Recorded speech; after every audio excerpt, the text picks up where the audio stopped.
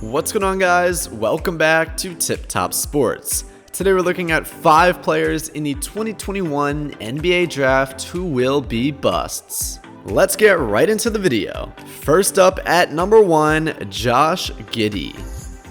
Josh Giddey is a point guard who plays for Adelaide of the Australian League, and I've seen him mocked from the middle of the first round to anywhere to the beginning of the second round. He's a guy that some teams would likely have to trade up to get unless he fell to some teams in the second round. He's an interesting prospect who draws a lot of comparisons to Lonzo Ball because he's a tall point guard who can pass and create, but not really shoot. Giddey is not a great shooter yet and may never be, like Lonzo Ball, but he has some sick handles, can create off the dribble shots, and get his own shot sometimes in the lane. He's a little too much like Killian Hayes to play with him, though they would be an intriguing fit together defensively. It'd be interesting if he somehow fell to the late 30th pick, but I don't think that's going to happen as he'll probably be picked within the 20s. I could see a team like the Warriors getting him in the first round and him being a decent playmaking point guard who can defend. If he gets to the second round, he probably will be a steal, but if he's drafted anywhere in the first round, he's definitely going to be a bust.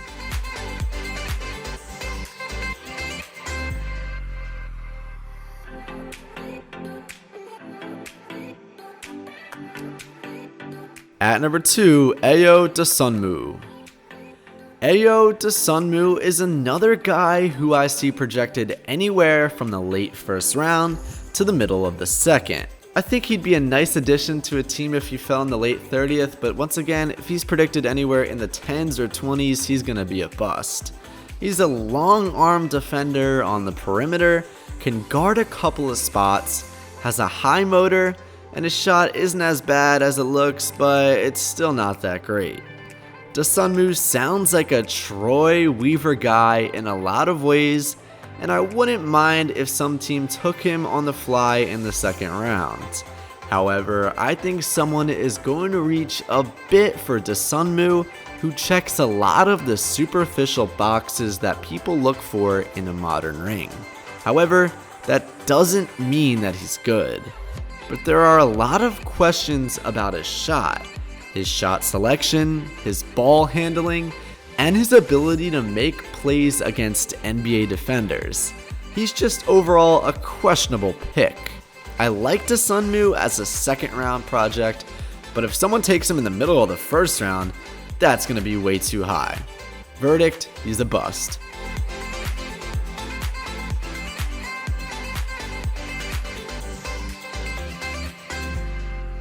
At number 3, Davion Mitchell from Baylor. Davion Mitchell is the classic case of a guy's draft status being absolutely carried because of the NCAA tournament.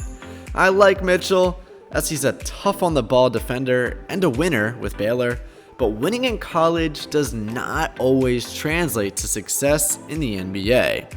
Nor can you judge a guy too harshly if his team flames out early in the tournament.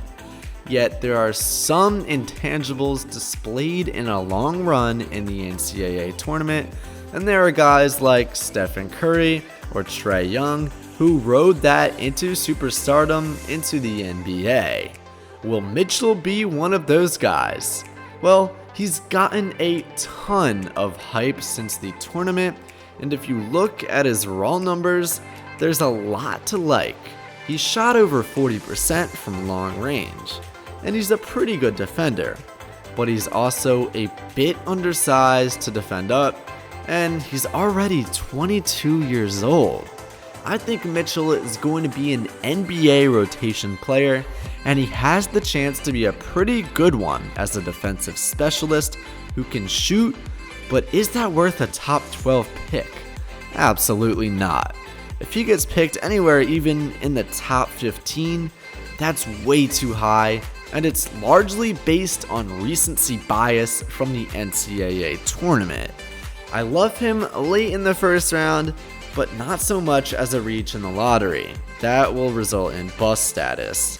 It will be interesting to see how he ends up comparing to teammate Jared Butler, who will probably be drafted later, but they may end up being better. So to conclude, Davion Mitchell's just an overhyped player because of the tournament, so he's going to be a bust.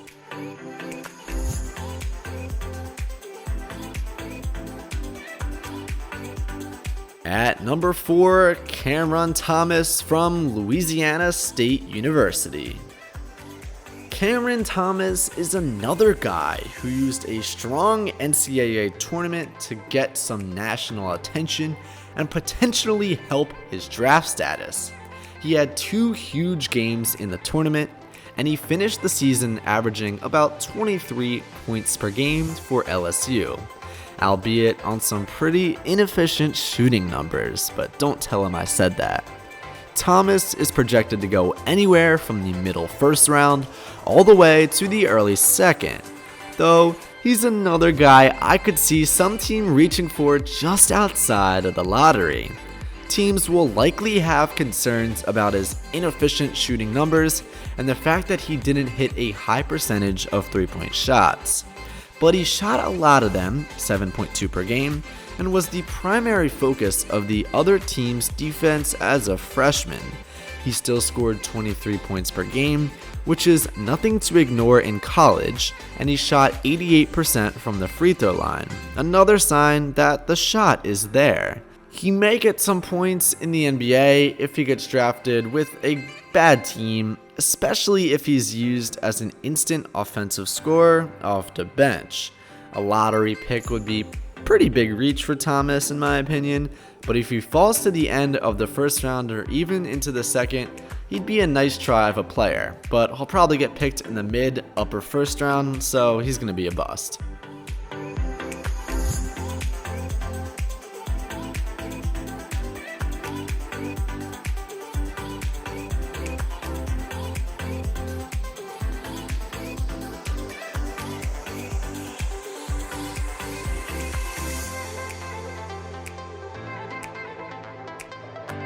And finally, at number 5, Luke Garza. There is no more controversial NBA draft prospect than Luke Garza, the NCAA Player of the Year. From the University of Iowa, he is the classic case of the great college player whose game might not translate to the next level, though there are some things working in his favor. Nikola Jokic won the MVP award this past season, showing that centers still have value in the modern NBA, especially if they can do a lot of things and step away from the rim to shoot, just like Joel Embiid, who in my opinion should have won MVP. Luke Garza is big and crafty, but slow as a house, but you could say the exact same thing about Nikola Jokic, who is basically a 7-foot point guard who has figured out how to use his size on offense without getting killed on defense. Garza could be a stretch 5 as he can shoot and his playmaking isn't terrible, but the question is whether he'll be able to defend. Will teams just pick and roll him to death? Will he be able to switch on perimeter players? He might be able to score in the NBA, but who is he going to guard? I have my doubts. If Luke Garza were to drop all the way to the Pistons' final pick per se, which will probably be in the low 50s, then maybe he'd be worth a shot, but that's on the Pistons and they're garbage. Will some team reach and take Garza in the first round? Will he even be drafted at all? Keep in mind, he was voted the NCAA Player of the Year this year, and he may not even get drafted. There's no one with more of a bust label potential than him. Alright guys, thank you so much for making it to the end of this video on Tip Top Sports. If you enjoyed, please do me a huge favor and hit that like button, subscribe, and hit that bell so you never miss a high quality upload here on Tip Top Sports. I hope you guys enjoyed the video. Once again, thank you so much for watching and making it to the end. I appreciate you, and I'll see you guys in the next video. Have a great day.